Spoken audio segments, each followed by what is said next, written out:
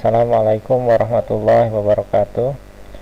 Eh, Kita bertemu lagi dalam tutorial WordPress, yaitu tutorial WordPress multisite. Sebelumnya, jadi WordPress multisite itu yaitu secara filosofi kita seringkali dihadapkan keinginan untuk melakukan instalasi di subdomain. Jadi misalnya di sini kita sudah melakukan instalasi di p3i.org.id, namun juga kita ingin melakukan instalasi, kita ingin membuat subsite atau subblog, misalnya 1234.p3i.org.id. Apakah kita harus setiap kali membuat subdomain seperti 1234 kita harus melakukan instalasi WordPress? Jadi ini akan web hosting kita tentunya akan cepat sekali penuh. Jadi itu secara filosofinya seperti itu. Jadi intinya adalah bahwa bila mana kita sering melakukan build web baru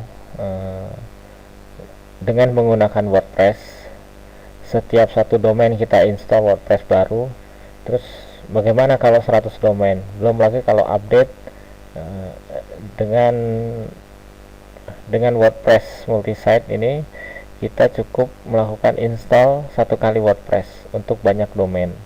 Jadi juga bisa diarahkan nanti, misalnya kita memiliki domain p3i.com, maka itu nanti bisa diarahkan ke p3i.org.id. Jadi misalnya com1.p3i.org.id ini akan diwakili oleh p3i.com. Nah, itu kira-kira seperti itu. Keuntungan kita menggunakan WordPress multisite ini, pertama yaitu update WordPress ini cukup kita lakukan dari satu dashboard aja ya. Jadi misalnya kita punya 20 website, kita nggak perlu update masing-masing website. Jadi kita cukup update dari netbooknya saja. Ini tentunya akan banyak menghemat waktu kita. Terus juga memang cocok bagi yang sering membuat banyak website gitu ya, banyak blog. Kita nggak perlu lagi install ulang, kita perlu install satu-satu gitu, tidak perlu lagi. Juga ini sudah dicoba di beberapa web hosting seperti HostGator, Bluehost, juga sudah kita coba di hosting lokal, juga ini berjalan dengan baik gitu ya. Yang terpenting adalah bagaimana cara melakukan settingnya. Pertama yaitu langkah-langkahnya, kita harus melakukan backup dulu. Lebih bagus apabila domain utama itu masih baru, jadi kita melakukan backup, tidak perlu melakukan backup, dan ini baru kita install, jadi tidak perlu lagi menonaktifkan plugin. Jadi harusnya memang plugin itu belum kita aktifkan, seperti plugin BodyPress, BBPress itu dikhawatirkan nanti akan bentrok gitu ya. Terutama juga dengan BodyPress maupun BBPress ini seringkali bentrok pada hak akses usernya, biasanya seperti itu. Kemudian juga setelah itu kita harus setting aktivasi multisite. Jadi kita lakukan editing di wp-config seperti ini ya, define wp allow multisite sama dengan true. Kemudian juga ini ada dua jenis instalasi multisite. Pertama, instalasi subdomain. Jadi misalnya domain utama kita p3i or id, maka kalau install multisite dengan jenis subdomain, maka setiap alamat subblok itu akan seperti ini, abcd atau .p3i.or.id atau 1234.p3i.or.id atau misalnya tommy .p3.or.id. Nah, ini hanya bisa diinstal pada domain utama. Jadi tidak bisa kita install pada subdomain. Misalnya kita install pada domain p3i.or.id itu bisa. Cuman misalnya kita mau melakukan install pada subdomain belajar.p3i.or.id itu tidak bisa kita lakukan. Yang bisa dilakukan adalah melakukan instalasi melakukan jenis instalasi subdirectories, misalnya p3i.or.id/abcd, atau jadi kita akan melakukan install di subdomain p3 subdomain belajar p3i.or.id, maka dihasilkan instalasi multisite-nya belajar p3i.or.id/abcd/ gitu. Kemudian setelah itu kita melakukan juga konfigurasi ini ya, pengaturan di wp-config. Ini ada yang perlu kita tambahkan.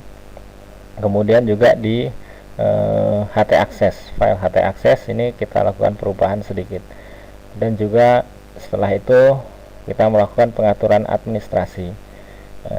Ada beberapa plugin tambahan yang yang sebaiknya digunakan pada WordPress multisite ini, diantaranya yaitu new block default yang berguna pada saat user baru atau pengguna yang ingin mendaftarkan di blog site kita, di WordPress multisite kita. Nah, ini bisa lebih lagi diatur di sana juga, rules-nya, terus juga itu bisa diatur di sana. Juga ada beberapa plugin seperti exclude plugin, jadi plugin yang tidak diperlukan oleh user biasa, administrator biasa, jadi bukan yang utama, itu bisa diatur oleh exclude plugin. Jadi plugin itu diatur oleh exclude plugin. Dan masih banyak lagi sebenarnya, cuman itu dua itu yang menurut saya itu yang terpenting. Oke, kita langsung saja kepada praktek bagaimana melakukan instalasi WordPress multisite ini. Nah, kita di sini ke menu plugin. Sebelumnya kita akan nonaktifkan seluruh plugin yang ada. Di sini nonaktifkan.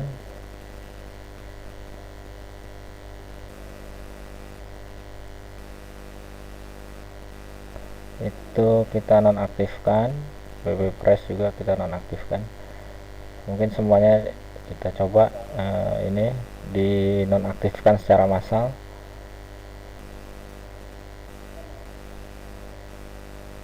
Nonaktifkan.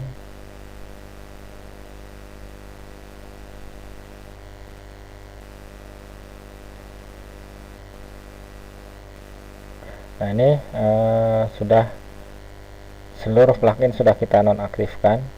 Kemudian kita perlu melakukan editing di wp-config.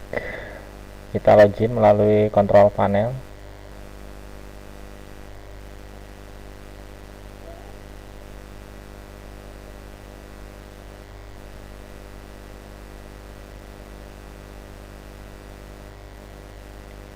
Kemudian kita ke file manager dan kita ke directory percobaan ini ya, tempat kita install. Nah, di sini kita cari wp-config. Nah, ini wp-config. Kemudian kita lakukan editing untuk mengaktifkan fitur WordPress multi-site. Nah, ini kita lakukan editing di bawah sebelum ini nih, cukup berhenti menyunting. Jadi ini tidak boleh disunting lagi di bawahnya. Kita bisa taruh di atas ini. Setting apa untuk aktivasi ini. Ini kita taruh di sini saja. Ini kita kopikan saja nih script PHP-nya. Kita paste. Nah, di sini kita kasih keterangan multi-site. Oke, kita save. Kemudian di sini kita ke perkakas, kemudian kita refresh dulu ya. Kita refresh. Nah, kita ke perkakas. Nah, ini ada pengadaan jaringan.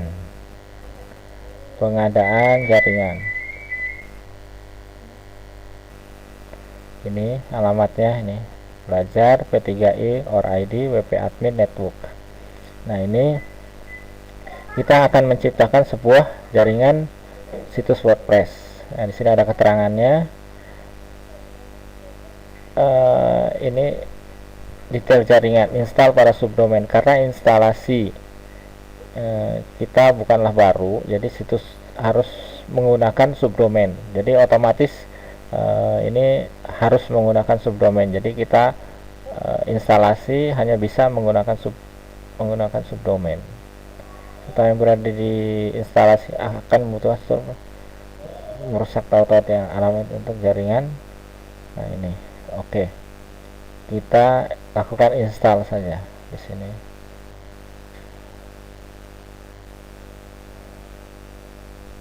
Nah, ini harus kita tambahkan di wp-config. Kita copy wp-config,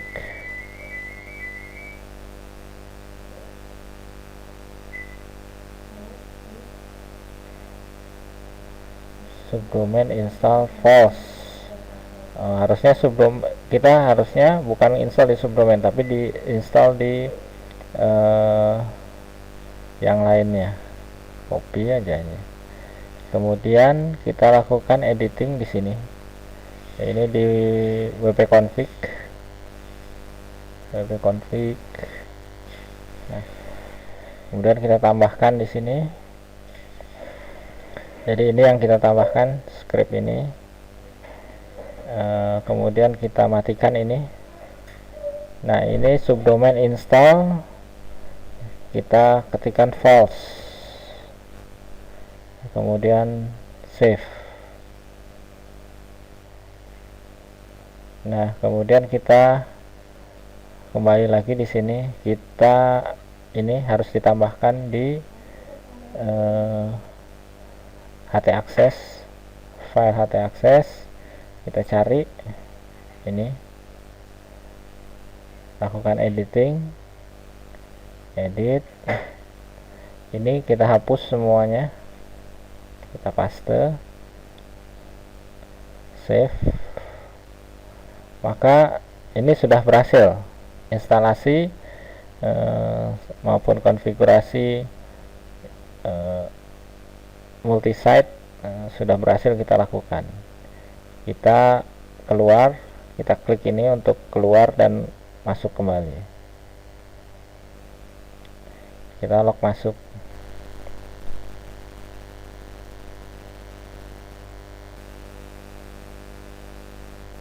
Nah, yang membedakan nanti di sini ada. Jadi di sini adalah sidebar, ini menandakan bahwa kita berada pada admin situs. Jadi dashboard admin situs. Sedangkan untuk berpindah kepada dashboard admin network, kita bisa klik sini situs-situsku. Kemudian ini karena kita yang melakukan instalasi, maka secara otomatis menjadi super administrator. Kita bisa pindah ke sini, dashboard admin jaringan. Kita buka saja di tab baru. Nah, ini ditandai dengan seperti ini, belajar P3i or ID WP admin network. Nah, jadi ini adalah admin untuk network. Kemudian kita lihat semua penggunanya. Nah, di sini Tommy menjadi super admin. Jadi dia memiliki, selain memiliki hak akses sebagai admin situs, juga memiliki hak akses sebagai admin jaringan. Nah, misalnya kita ingin menambahkan situs kita, kita tinggal di sini tambah baru. Misalnya belajar P3i, jadi ini kita tambah Tommy gitu ya, judulnya Tommy's Blog. Adminnya kita masukkan. Nah, ini tambah situs, maka situs yang baru ini sudah kita buat. Ini sangat mudah sekali. Jadi kita sudah menambahkan situs Tommy.